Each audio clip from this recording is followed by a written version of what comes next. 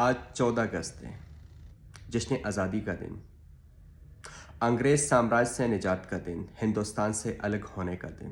مگر آج باجوڑ میں آپریشن، باجوڑ میں کرفیو اور باجوڑ عوام کی طرف سے آج یوم سیاہ، کیونکہ باجوڑ میں عوام کا قتل عام ہو رہا ہے۔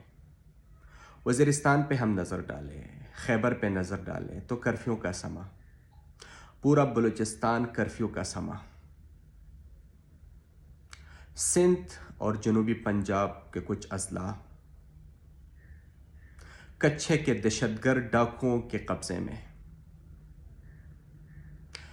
ہم نے جس آزادی جس مقصد کے لیے لی تھی، وہ مقصد ہمیں حاصل نہیں ہوا۔ آج ہم در بدر کی ٹھوکریں کھا رہے اس ملک میں۔ یقیناً